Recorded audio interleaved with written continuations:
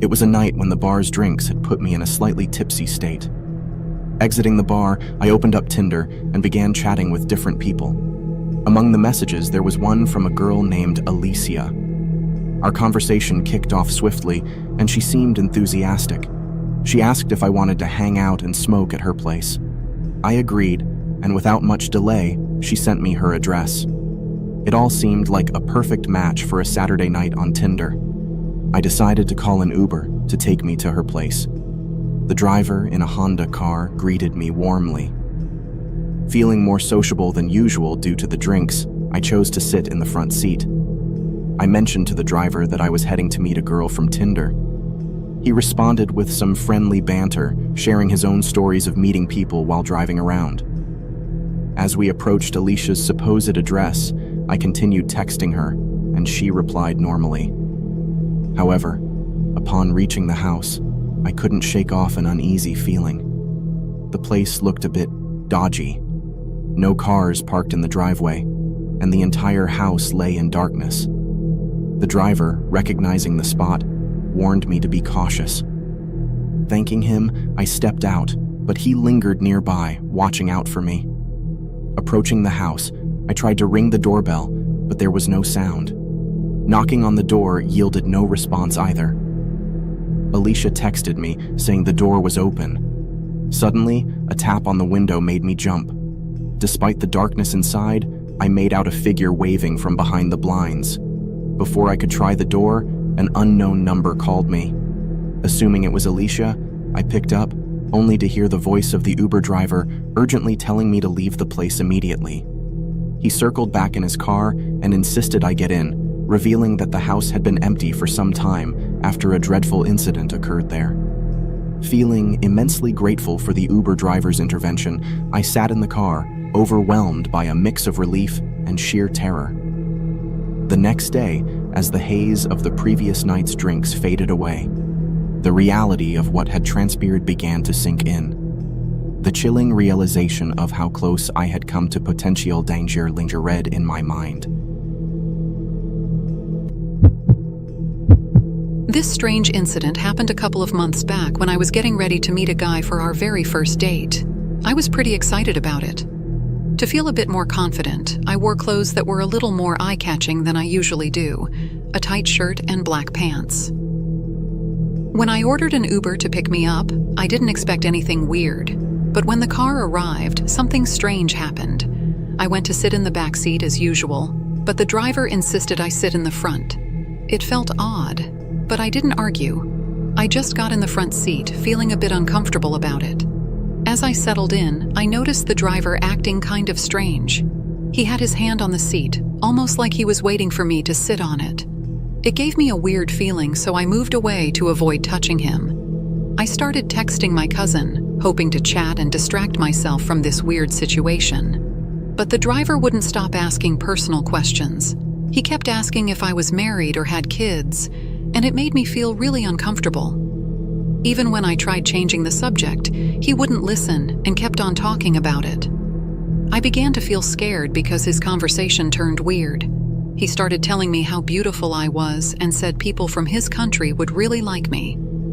It sent shivers down my spine, and I got worried about what he might do or say next. To feel safer, I quickly let the restaurant I was heading to know I was on my way. I also messaged someone else about my plans. That seemed to calm the driver down for a little while, but as we got closer to the restaurant, he kept on talking about wanting to meet me again. I got really scared by then and made a quick decision. When the car was near the restaurant, I jumped out and told the driver firmly to leave me alone. I ran away as fast as I could. Thankfully, he didn't follow me. Later, I reported everything to Uber. They took it seriously and fired the driver, which was a relief. But ever since that incident, I felt really nervous whenever I've had to take an Uber again. I talked to the guy I was going to meet, and he suggested that in situations like that, I should say I'm married to try and avoid any creepy encounters in the future. This chilling tale still haunts me to this day, a grim reminder of the night I drove for Uber, my second job, and encountered pure malevolence. It was the witching hour on a Saturday, around 3 a.m., during the tumultuous bar closing hours. I had already been driving for a couple of hours, navigating the shadowed city streets. That's when the fateful call came, beckoning me across town to pick up a passenger from a desolate street corner. The passenger that entered my car was a man, African American, in his mid-20s.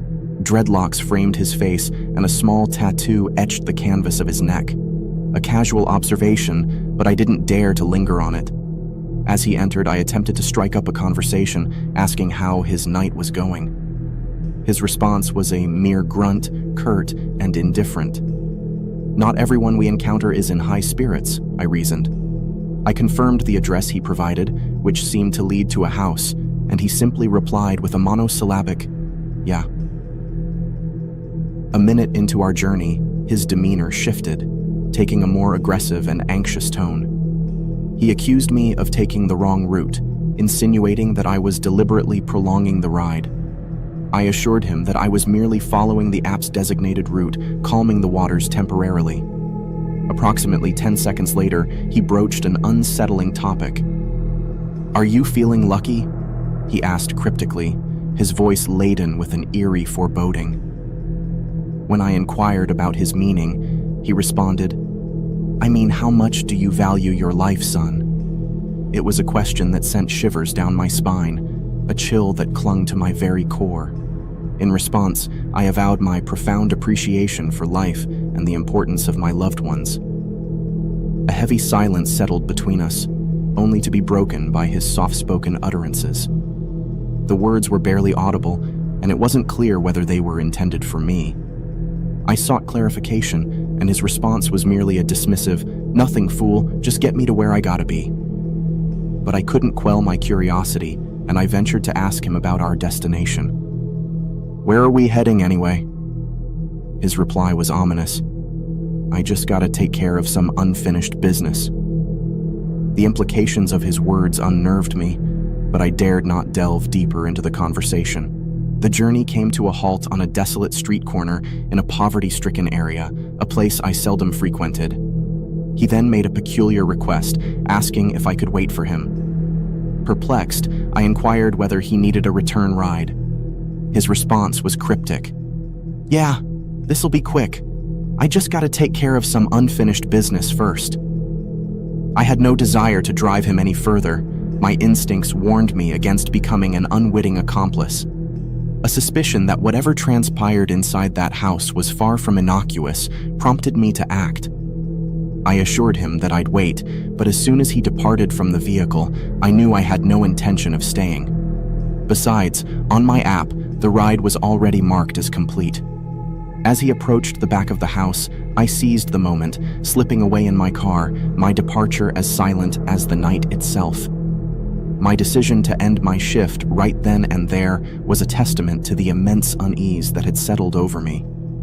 But what happened next plunged me into a relentless, harrowing nightmare.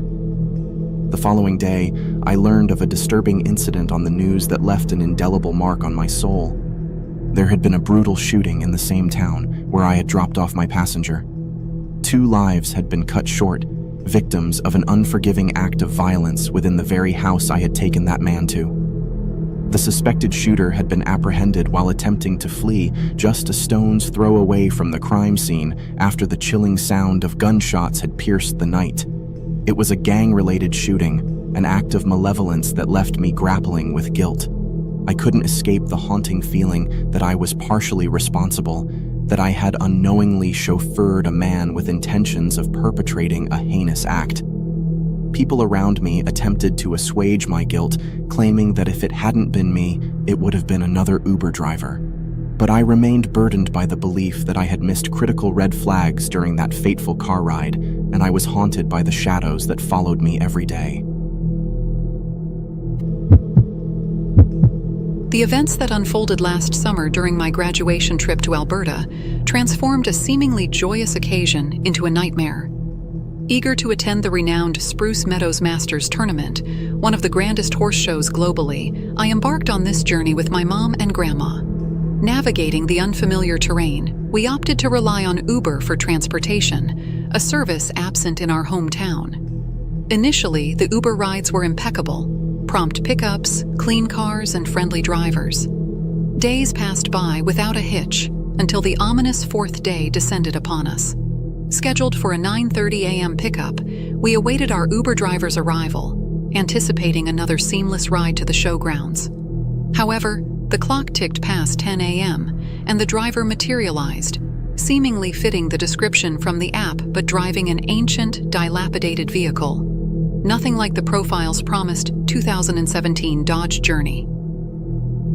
Inquisitive, I approached the car window, intending to confirm his identity and the state of the car. But before I could utter a word, the driver, a man named John, barked at me, confirming his identity with a tinge of rage, citing his sister's car substitution due to his vehicle being in the repair shop. His abruptness sent shivers down my spine, but urged by my mom and grandma, I reluctantly entered the car. Taking our directions, he embarked on a route different from usual, claiming it to be swifter. However, the minutes stretched into an unnerving detour, steering us far into the countryside, opposite to our intended destination. An air of discomfort settled as he engaged my mom in flirtatious banter, ignoring my inquiries about our route. Trepidation gnawed at me, evident by my trembling and grasping my grandma's hand for reassurance. His detour deepened, and an unsettling silence enveloped us when he pulled over, leaving us stranded on a desolate roadside for what felt like an eternity. Panic surged when he attempted to touch my leg, and his eerie remarks echoed like a sinister prelude to a horrifying ordeal. The situation escalated, his remarks veering into dark, sinister territories, a chilling cocktail of inappropriate remarks and uncomfortable advances. A surge of fear gripped us. I could sense an imminent danger, fearing the worst for my mom, grandma, and myself. The silent, sinister tension loomed heavy, casting an unbearable weight upon us.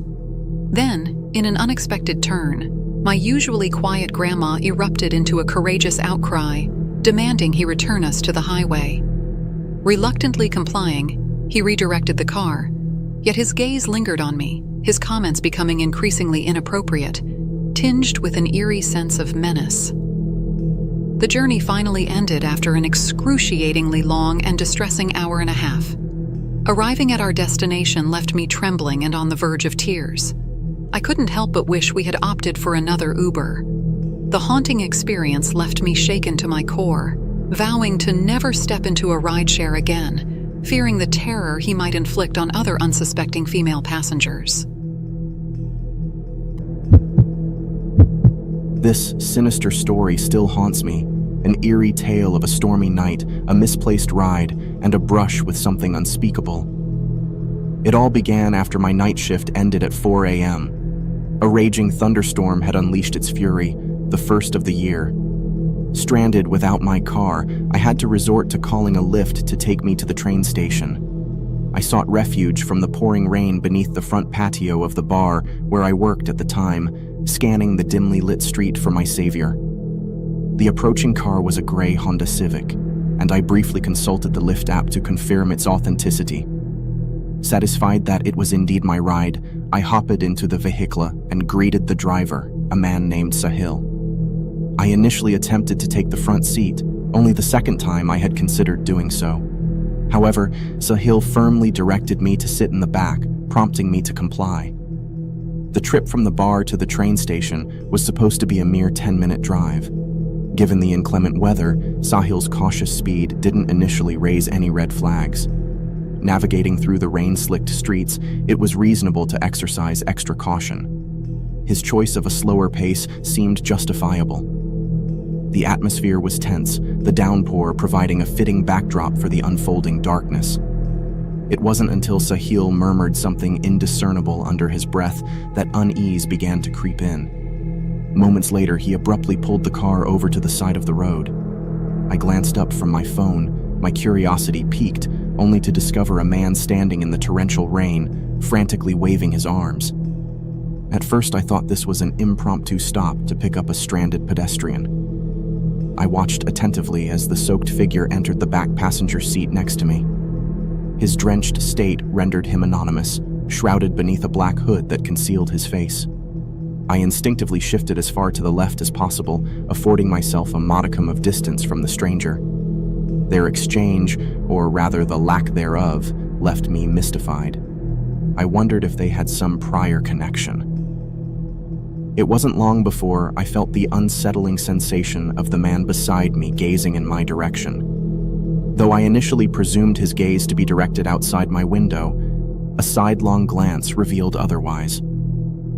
His eyes were fixed on me, unrelenting and laden with a sinister intent. As the journey pressed on, my anxiety mounted.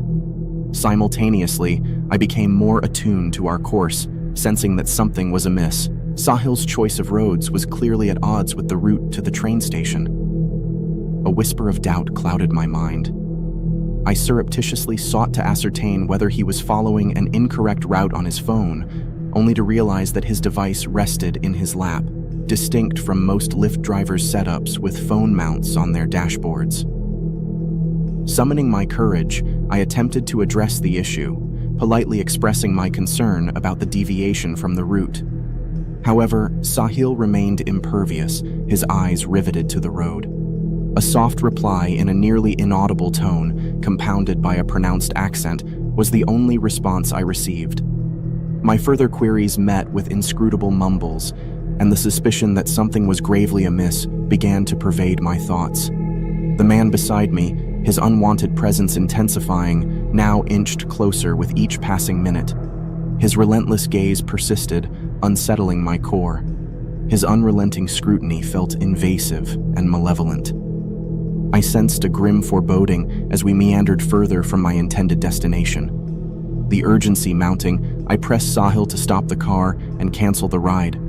But to my dismay, my words fell on deaf ears. With no traffic lights or stop signs in sight, the car cruised along the side roads, my escape routes dwindling by the second. Realization dawned upon me that we were ensnared in an elaborate trap.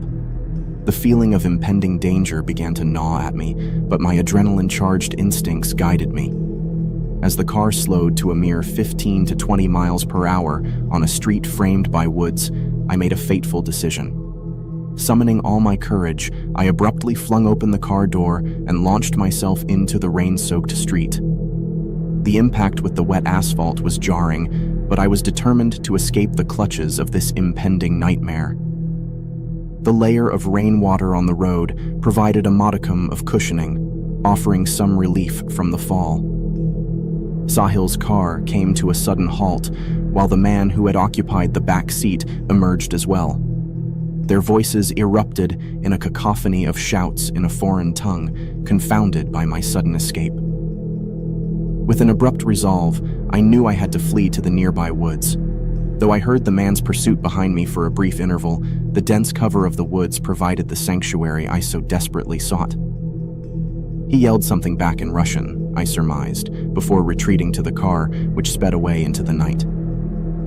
Seeking safety, I immediately summoned an Uber instead of a Lyft, and this time I reached the train station without further incident. While on the train, I filed a police report online, sharing every detail I could recall. I also promptly contacted Lyft, reporting the incident in its entirety. The following day, I visited the police station to recount the harrowing encounter.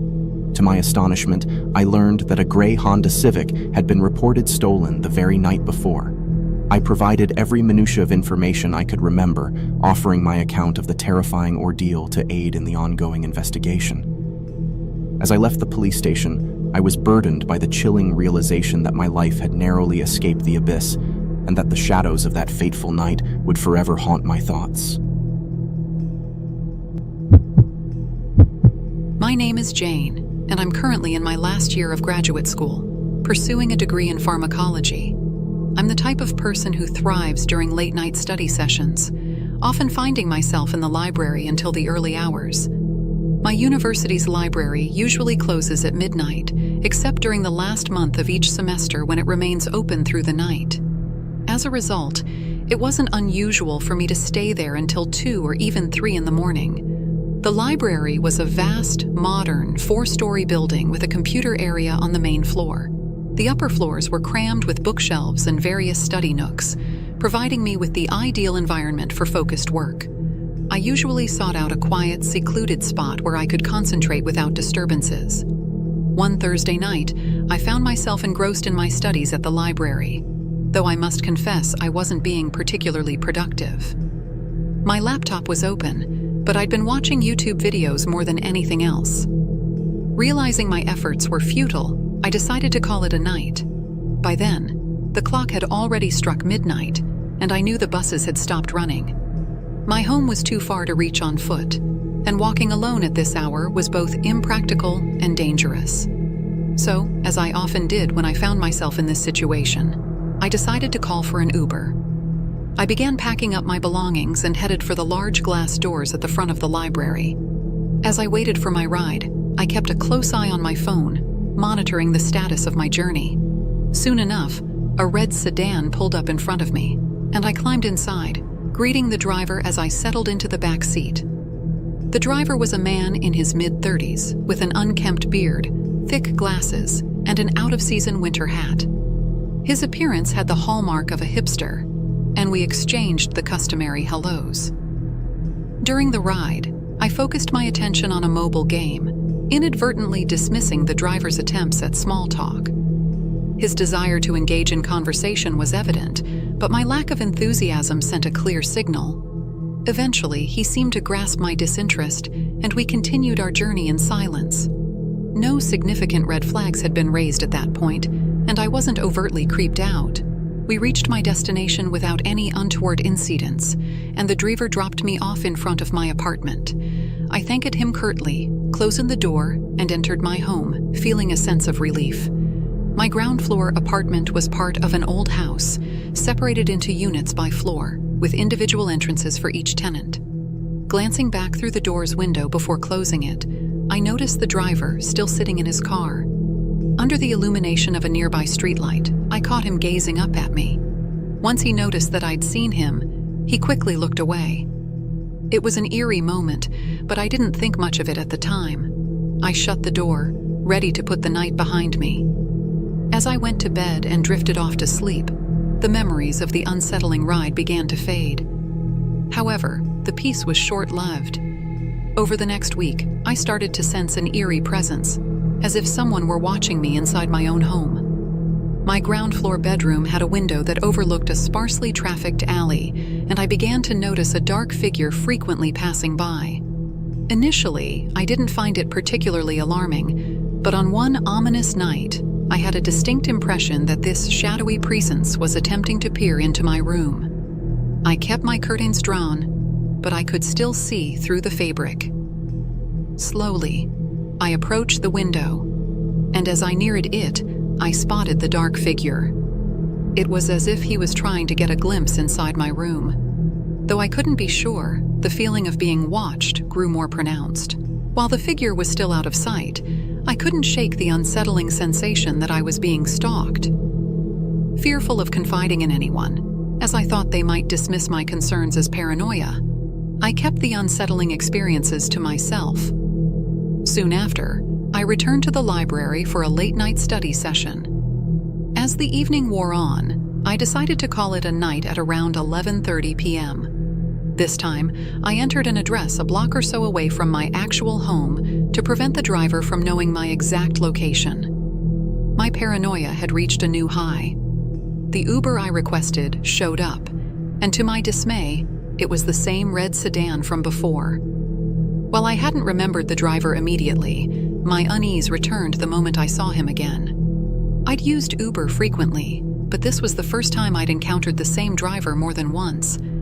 As I entered the car, the driver appeared taken aback, surprised to see me again. Our eyes met in the rearview mirror, and a shiver ran down my spine. I can't explain it, but something about him was deeply unsettling this time. The car began moving, and a wave of relief washed over me as we neared my new destination. He dropped me off right in front of my place, and I hurriedly thanked him before exiting the vehicle.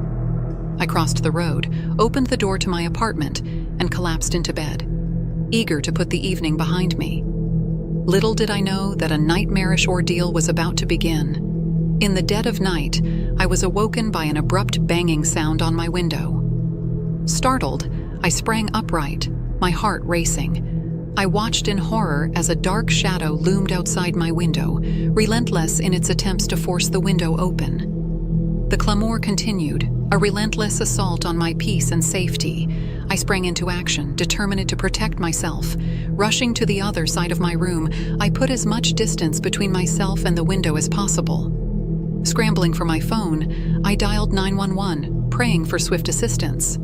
As I moved into my living room, I quietly shut the door to my bedroom, barricading it with the couch. My pulse raced with fear, but I knew I needed to stay calm. Moments later, the police arrived, and they caught the assailant in the act. One of the officers met me on the front porch, trying to console my shaken nerves. But as my eyes darted towards another officer who was escorting a man in handcuffs, my heart skipped a beat.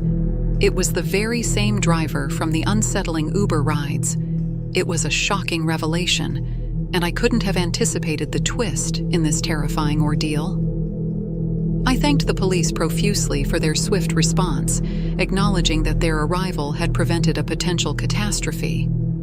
Shaken and horrified, I sought refuge at a friend's place that night, and for several nights thereafter. I knew I couldn't stay there any longer, and it wasn't long before I made the decision to relocate. It was time for a fresh start, one that would allow me to leave behind the disturbing memories of my former apartment and the driver who transformed my everyday life into a living nightmare.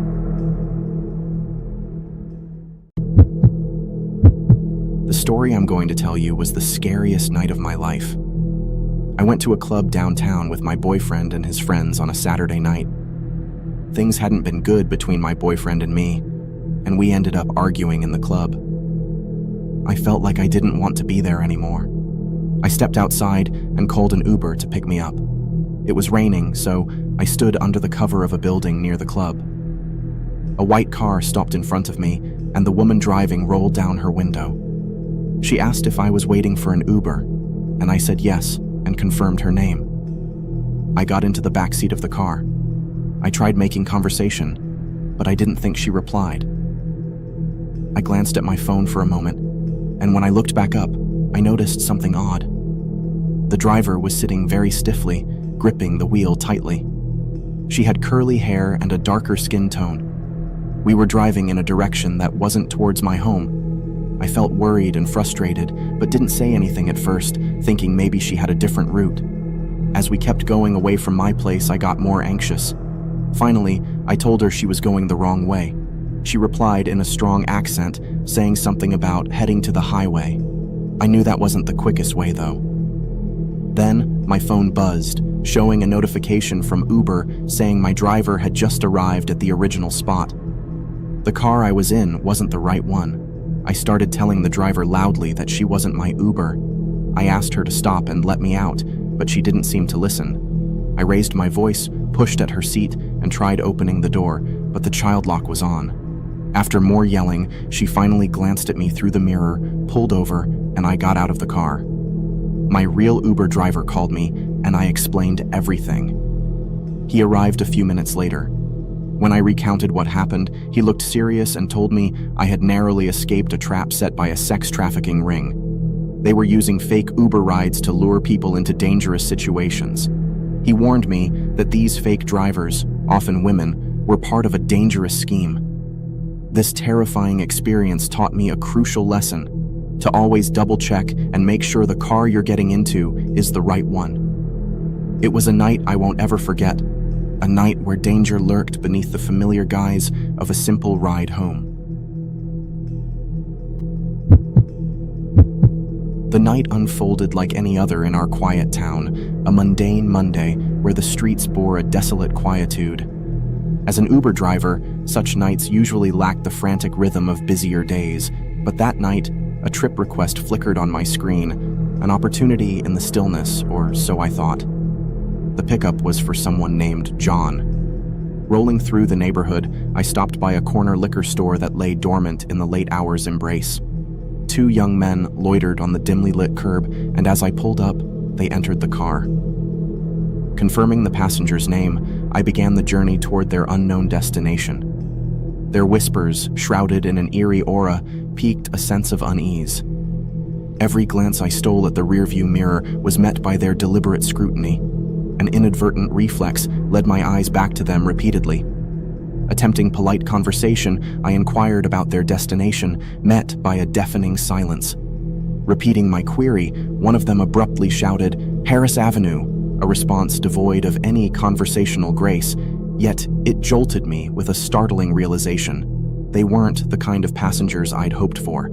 My instincts nudged me to hasten the journey, a subtle press on the gas pedal betraying my anxiousness. Arriving at the apparent address they had indicated led to a decrepit storefront, a group of men ominously lurking in its shadow. Halting, I queried if this was their stop, pivoting to face them in the rearview mirror. The sight that met my eyes sent a cold shiver down my spine. Both passengers donned masks reminiscent of those from the spine-chilling movie, The Purge. A force jabbed into my shoulder, an ominous threat that I presumed to be a gun. They directed me to pull up to where the masked men congregated outside. 3 hefty figures, donning similar eerie masks, encroached upon my car, demanding my wallet with an unsettling urgency. Relinquishing it without protest, the 2 passengers fled the scene as the 5 masked individuals retreated from my vehicle. One of them, in an act of sinister bravado, kicked my car door as they departed. Distraught and rattled, I sped away, frantically reaching out to Uber, reporting the harrowing incident. Their assurance of contacting the authorities offered little solace in the wake of the surreal and distressing encounter. The grim aftermath revealed the deceit woven into the fabric of that night. John and his fraudulent identity, a mere facade. The stolen credit card he exploited left a trail of loss in its wake. I bid farewell to $250, my IDs, and an array of cards from my wallet. Amidst the material losses, the overwhelming relief of escaping with my life eclipsed all else. It was a chilling day, about 4 months ago, or maybe longer, I'm not certain. I was a 19-year-old university student heading home after classes. Typically, I'd have my keys, but I'd misplaced them, and my mom hadn't yet taken me to get a new set. Frustrated, I knocked on the door to grab my brother's attention, hoping he'd let me in. However, my mom had also taken his keys, leaving us both locked out. Summoning my aunt's aid, I arranged to spend time at her workplace while I waited for my mom. She generously offered to cover the Uber fare to her workplace. As I made my way, the Uber pickup wasn't exactly at my house but across the street. Odd, but not alarming. My gut tingled, sensing something odd about the driver, though my paranoia often flared when stepping into cabs. Clutching my phones tightly, I got in, rolled down the window, and braced myself. Initially, the ride seemed routine, but as we neared my aunt's workplace, the driver veered past it, insisting he was following GPS, yet refusing to show it. Panic bubbled within me as I realized I was directionally challenged, relying solely on the driver's familiarity with the area. A precarious reliance, indeed. Despite my confusion, the driver steered us deeper into unfamiliar territory, past unoccupied dwellings and construction sites. Finally, he halted near a desolate place atop a hill, a seemingly forsaken corner of civilization. As my heart raced, I realized my phone had no credit, leaving me stranded in the car with this stranger's unsettling gaze fixed upon me. A phone call from my aunt shattered the eerie silence, and I felt my heart plummet. I had no clue where I was, and this man was a looming threat. Seeking information, I inquired about our location, only to be met with cryptic responses. "I wouldn't know what to tell you, kid." Dread consumed me, prompting a swift exit from the car with an assertive, "That's fine, I'll see myself out." Fearing pursuit, I fled, hoodie tied around my waist, backpack clutched in hand, envisioning potential hiding spots. The thought of seeking refuge at someone's door sent shivers down my spine, so I pressed on, guided by my aunt's continuous presence on the phone. At last, an open space, barricaded by a gate, offered an escape. I flung my bag and squeezed beneath, finding temporary shelter within an electric control box.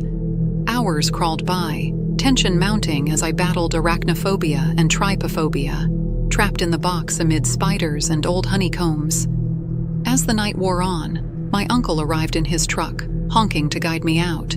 Yet despite his presence, the driver lingered, refusing to leave, forcing me into a game of cat and mouse until the driver eventually departed. Returning home, I assumed it might have been a misunderstanding, a rash departure from the car. However, checking the Uber app revealed a different reality. I had been charged, and the app indicated I had reached my destination. Worried and shaken, I chose to keep this ordeal from my mother, fearing her overwhelming reaction. Eventually, I confided in her during our ride to make a copy of the key. Though initially skeptical, she began providing credit for my phone, recognizing the gravity of the situation. The eerie events of that Super Bowl night cling to my memory like a sinister fog, casting a shadow over what began as a simple Uber ride home from a friend's gathering. Calling for a ride, I clambered into the back seat, only to find another passenger, a mysterious figure cloaked in a baseball hat. An unspoken acknowledgement hung in the air, leaving me hesitant to question the unexpected company. A mere hi to the driver masked the disquiet that brewed within. Arriving at my destination, I exited the car, shutting the door behind me. Yet, an unsettling chill crept down my spine as a second door echoed the first, a presence lingering in the shadows. Watching the car fade into the distance, I glimpsed the figure with the baseball hat, head bowed to conceal his face, standing ominously in the street. My attempts to engage him yielded no response as he began to saunter away, but a sense of foreboding clutched at my instincts. Foregoing the direct route home, a knot of unease spurred me to veer, tracing a circuitous path around the block. To my horror, the shadowy figure mirrored my every move. At the intersection, my pivot was met by his synchronized turn, sending a shiver down my spine. A surge of panic ignited within as I sprinted, my pounding heart racing faster than my feet had ever carried me before. The adrenaline-fueled dash brought me home, a sanctuary of fleeting safety. Darting to the backyard, I sought refuge from his watchful gaze, concealing myself as I caught my breath. The eerie sensation lingered, a gut-wrenching fear gnawing at my senses. The phone call to the Uber driver bore little reassurance, his explanation unraveling a sinister plot. The mystery passenger had purported to know the subsequent pickup, which turned out to be me. The driver vowed to report the unsettling encounter, promising action against this unidentified threat. The aftermath lingered in a haze of uncertainty. I never received a follow-up call or text from the Uber driver. The haunting questions remained unanswered. Why this mysterious figure targeted passengers leaving Uber rides, what his intentions were, and the looming fear of potential danger. This harrowing experience etched a profound lesson, one of heightened vigilance in the murky realm of rideshare services. The chilling encounter left a chilling residue, a grim reminder to tread cautiously within the enigmatic folds of Uber rides. It was a night that now haunts my memory, just a month ago. A night where the veil between life and death grew terrifyingly thin. As an Uber driver for 4 years, I've encountered my share of strange events, but this experience transcended them all. In the solitary hours of a Saturday night, almost midnight in a city of under 1 million souls, I embarked on an uncommon ride. My passenger, a young man of no more than 25, exhibited an unnerving silence and a simmering anger etched onto his face, far from the usual inebriated patrons I often ferry at such hours. Navigating through unknown rural territory, my passenger's destination emerged amidst a desolate backdrop, a lone truck illuminated by a faint gleam. He hastened from my car, plunging into the truck with such urgency that it left me puzzled. Questions gnawed at my mind. Why summon an Uber to a desolate truck in the dead of night? Returning to my route, a calamity struck. A calamity I shall never forget. My car lost control, tires shredded in unison, leading to an erratic swerve before a jolting halt. Amidst the chaos, I discerned a dreadful reality. This was no coincidence. Instinct drove me into the woods, seeking refuge behind nature's fortress, a tree shielding me from imminent danger. A truck emerged, the same truck from the earlier cryptic rendezvous, now manned by 3 mysterious figures, including my enigmatic passenger and his accomplice. I was seized with terror, anticipating my capture. Stealthily, I concealed myself, eavesdropping on their nefarious discourse. They scoured my car, voices resonating with sinister intent. "Where is he?" echoed in the cold night air. The imminent threat to my life was palpable. As the minutes crawled, the truck eventually retreated. I grasped at an opportunity to escape, traversing the perilous woods, shrouded in darkness. A fortuitous encounter with a passing vehicle granted me a lifeline. I implored the driver to summon help, and the police swiftly responded. Our quest to retrace the sinister events led us to the site of my trepidation. Yet, a confounding mystery unfolded. The scene of my harrowing experience had vanished into thin air. Skid marks where my car had faltered remained, confirming the veracity of my account. Yet there was no trace of the sinister figures or my car. To this day, I'm haunted by the enigma. How did I evade their grasp? The unknown motives that spared me remain elusive. Though the tormentors lurk in the shadows, evading justice, I cling to hope that one day their malevolent deeds shall come to light. This unsettling event transpired some years back when I moonlighted as an Uber driver. It was my escape from the solitude of working from home, a respite from the monotonous confines of my apartment. One fateful evening, the clock struck 8 p.m., and I ventured out as was my routine. The night began slow with only a couple of rides, an odd assortment of passengers, college girls out for a midweek revelry, and a lone waitress journeying homeward. A lull in requests followed, prolonging my stillness for nearly 20 minutes. Eventually, a ride beckoned, an enigmatic user without any prior ratings, a minor anomaly. Despite the unease, I accepted the request, which intriguingly led me closer to my own abode, a peculiar coincidence. As I reached the pickup spot, an empty stretch of road, I messaged the passenger, a certain Telly. A swift reply promised his imminent arrival, albeit with peculiar grammatical errors. Minutes trickled by, and just shy of my usual 10-minute mark, a man approached my vehicle, proclaiming to be Telly. His appearance was disheveled, an unkempt visage with a long, tousled beard and unruly hair, sporting thin-rimmed glasses atop a slightly stout frame. Attempting a conversation, I probed about his night, only to be met with terse responses, a palpable reluctance to engage. Throughout the ride, his demeanor exuded distress, nervous fidgeting, sweat-drenched, and eyes darting furtively. A chilling aura enveloped him, an uneasy ambience that set my senses on edge. I observed him through the rearview mirror, noting peculiarities: blood-stained hands, knuckles etched with cuts, and a sullied shirt, a visage that intensified my disquiet. As we approached his destination, a McDonald's, he exited with a muttered thanks, leaving me unsettled. Returning home, I retired to rest, but my unease lingered like an ominous cloud, casting shadows upon my slumber. Dawn arrived with an unexpected and haunting disruption, a sharp knock reverberating through my home. Peering through the peephole, 2 police officers greeted me. A chilling apprehension gnawed within as they revealed their quest to find a suspect involved in a mugging and assault of an elderly man. Their revelation triggered a horrifying realization. Telly matched the description. Relaying every detail to the officers, Uber records, dashcam footage, the pieces of this eerie puzzle fell into place. Telly was apprehended, yet the silence that followed offered no news, no closure. Haunted by the shadows of that night, I renounced my Uber pursuits. The dangers lurking beneath the guise of mundane rides became starkly evident, eclipsing any allure of the nocturnal escapade.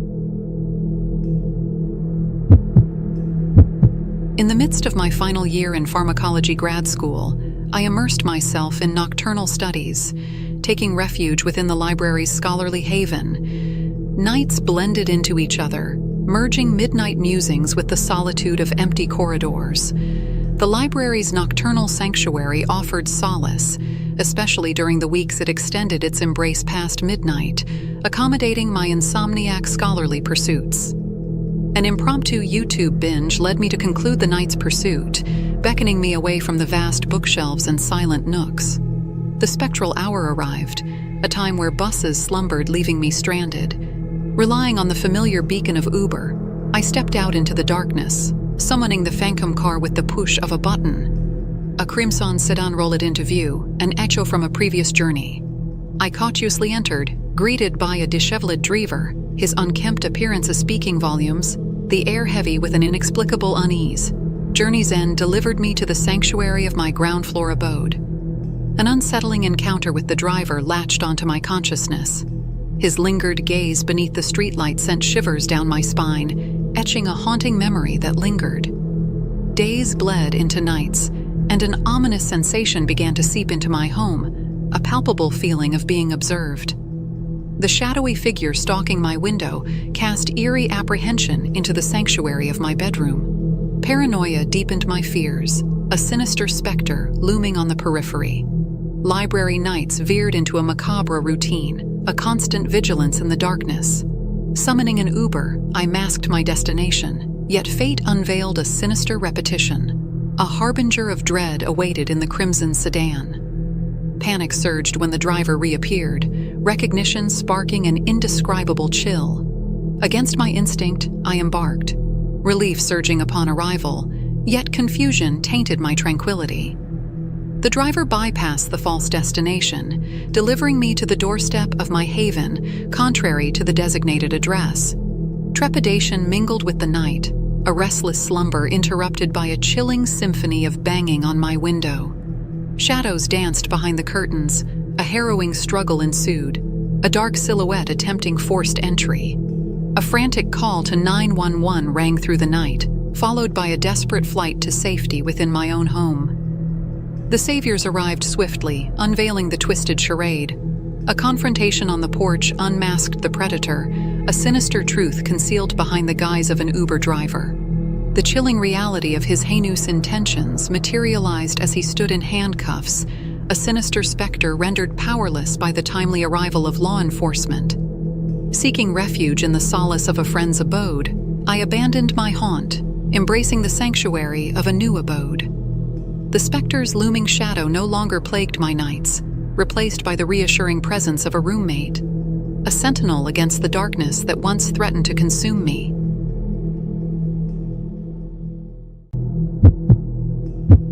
A few years back, I used to work part-time as an Uber driver.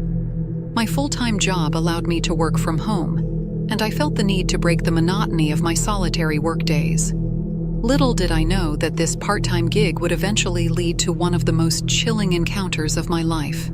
It was a night I'll never forget. I typically started my Uber shift around 8 p.m. On this particular evening, the streets were quiet, and I'd only picked up 2 passengers during the first hour. The first was a group of college-aged girls heading to a party on a Tuesday night, while the second was a solitary woman, likely a waitress, on her way back from work. After those initial rides, I had about 10 or 20 minutes to spare before my next fare. Soon, a new request came in from a user with no ratings. This, in itself, wasn't a major concern as everyone has to start somewhere. However, the circumstances felt somewhat unusual. Without hesitation, I accepted the ride and began my journey to the pickup location, which happened to be just a short distance from my apartment. In fact, I drove past my building en route. Arriving at the designated spot, I parked my car by the side of the road and waited. At this point, something seemed amiss. My passenger's name was listed as Telly, or at least that's what the app said. Several minutes went by, and there was no sign of Telly. I decided to send a message to inquire about his whereabouts. Within moments, a reply arrived, but the message was riddled with poor grammar. "Be right there." Waiting patiently, I watched the clock, my limit for passenger pickup typically being 10 minutes. As 7.5 minutes passed, a man approached my vehicle. He introduced himself as Telly, and I noticed he was in his early 20s, with a wild beard and disheveled hair, slightly overweight, and wearing thin-framed glasses. I usually initiated conversations with my passengers, as I enjoyed the interaction. However, Telly's curt responses and his discomfort in conversing made it clear he wasn't in the mood for small talk.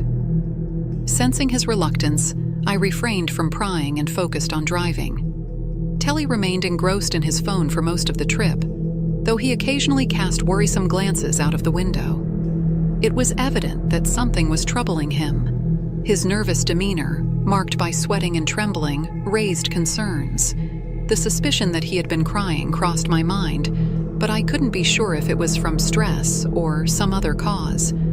As the unsettling ride progressed, I began to feel a sense of unease. With Telly in the back seat, my anxiety levels grew.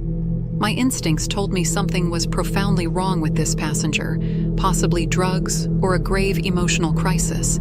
I discreetly observed him in the rearview mirror, trying to gauge the situation. My sense of foreboding deepened when I noticed that his hands were trembling, and there were traces of blood on them. The skin on his knuckles bore fresh cuts, and a bloodstain marred his shirt. These ominous signs left me with a growing sense of dread. As we neared his destination, I hoped the ride would conclude swiftly and Telly would exit my car. When we pulled up at the drop-off point, which happened to be a McDonald's, Telly mumbled a curt thanks before departing. With a sense of relief, I brought my night to a close. Back home, I tried to put the eerie encounter out of my mind and settled into bed. However, I could not shake off the nagging feeling that something sinister lurked beneath the surface of that ride. The following day, as I sat at my desk working, a loud knock at the door jolted me from my thoughts. Standing at the door were 2 police officers, their stern expressions causing my heart to plummet. An unsettling tension filled the room as I cautiously opened the door, not knowing what to expect. The officers explained they were searching for a suspect wanted in connection with a vicious mugging and assault on an elderly man. My blood ran cold as they presented me with a picture of the suspect, revealing Telly's face. It all came rushing back. My fateful passenger was involved in a heinous crime. I cooperated with the police, sharing every detail of the ride, showing them my Uber records and dashcam footage.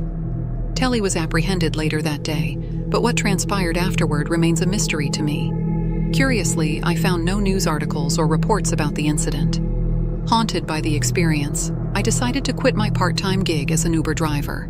The night had been a stark reminder of the dangers faced by drivers, and my safety took precedence over the extra income. This chilling encounter, thou years ago, still leaves me with lingering uneasy and unanswered questions about Telly and his malevolent actions. 4 years ago, I was an 18-year-old college student in the throes of finals month. The pressure was palpable, and like countless others, I found myself spending yet another late night in the campus library. May brought with it extended library hours, closing at 11 p.m. to accommodate the late-night study sessions. My evening took an unsettling turn when I had to summon an Uber to ferry me home. I had initially arrived with a friend, but she had departed hours earlier, leaving me with the need for a ride. I wasn't in possession of a car, making an Uber the most convenient choice. The clock ticked past 11 p.m. as I stepped into the dimly lit library parking lot. The Toyota Camry pulled up, my ride home, and the driver introduced himself as Adam. He appeared to be in his mid-40s. As I settled into the back seat, we embarked on our journey without uttering a word. However, it wasn't long before he began to inquire about my life. His line of questioning took a bizarre turn, beginning with whether or not I was a student. This question seemed rather redundant, given the context. Next, he inquired about my classes and my age, which unsettled me. I decided to mask my unease by telling a little white lie, stating I was 23 when I was actually 18. The discomfort heightened when I realized he was continually eyeing me through the rearview mirror. Following the completion of his questions, he wore an eerie, unsettling smirk on his face. It was this very expression that sent shivers down my spine. Innocuous questions quickly transformed into personal comments. Adam shared a peculiar story about being a former college cheater and inquired whether I had cheated. Nervously, I chuckled and confessed to the occasional transgression. What happened next made the situation even more unnerving. He asked if I had ever cheated on a boyfriend. My response was a firm no. As the minutes ticked away, he turned onto an unfamiliar route, making a left instead of a right turn at an intersection. I mustered the courage to voice my concern, alerting him to the fact that he had taken the wrong route. He casually responded, stating that he needed to make a quick stop at his house to retrieve something. I implored him to drop me off first, but he insisted that his house was just a minute away. Despite my reservations, he pulled up to his house and announced, "We're here." Then, with a chilling smile, he extended an invitation for me to accompany him inside. He claimed to have alcohol and food that could help me unwind after a night of studying. I couldn't find the words to respond, and my mind was racing. Petrified, I begged him, "Please just take me home." With an unsettling chuckle, he mentioned that he'd return shortly, exited the car, and ventured into his house. This was my moment to escape. I flung the car door open and sprinted away, filled with an indescribable dread. Although I didn't believe he intended to harm me, something about the situation felt profoundly wrong. Moments later, my phone vibrated with a message from Adam, the driver. The text read, "You know I have your address, hot stuff." It was a disturbing message that spurred me to run even faster. In my panic, I canceled the ride, ensuring he couldn't contact me any further. I dashed back to my apartment, just a few minutes away, burdened by my heavy backpack. The duplex I called home was a refuge, and I hoped Adam wouldn't follow me there. From my vantage point, there were no signs of his car parked outside, providing me a semblance of relief. I completed an incident report on Uber's website, outlining the troubling details of my ride and attaching a screenshot of Adam's threatening message, which mentioned he had my address. The following day, Uber contacted me, confirming that they had removed the driver from their platform. They offered instructions on contacting the authorities if there were any further developments. That evening, as my roommate spent the night with a suitor, I found myself alone. A knock on the front door and a persistent doorbell chimed around 8 to 9 p.m., a strange occurrence at such a late hour. Peering through the window next to the door, I spotted a figure standing on the porch. It was Adam, the Uber driver, lurking in the shadows, poised against the wall. He had something in his hands, although I couldn't discern its identity. I fumbled for my phone and dialed 911, making an urgent plea for the police to come to my apartment as quickly as possible. But by the time the police arrived, the unnerving knocks had ceased and Adam had vanished from the front porch. However, he may have noticed the police cars stationed outside the duplex, as he never returned after that night. There was a protracted follow-up involving the Uber report and the police. Regrettably, lacking irrefutable evidence that Adam had been at my front door, I couldn't press charges. Thankfully, the semester concluded, my lease ended, and I returned home for the summer, leaving no discernible trace for Adam to find me again. At least, that was the hope. I've been an Uber driver for 4 years, and I've had my share of strange experiences, but none compare to the chilling night that unfolded last month. It's a story that still sends shivers down my spine and serves as a stark reminder of the fragility of life. My city, although not a bustling metropolis, had its own unique character. With a population of just under 1 million, it offered the perfect blend of activity and escapism. The best part was that a short drive could lead you from the city's hustle and bustle to the tranquil embrace of the countryside or the mysterious allure of the forest. On this particular night, I found myself working late, well past midnight, when a passenger requested a ride. The app directed me to pick up a young man, likely in his mid-20s. He appeared even younger, around 25, and had a clean-shaven face with a buzzed head, standing at about 5 feet 8 inches. But what struck me the most were his large, bug-like eyes. As he entered my car, he barely acknowledged my presence, a level of taciturnity I didn't mind. His destination, however, was in an area I wasn't familiar with, far outside the city, in a rural region. The trip was estimated to take around 30 minutes.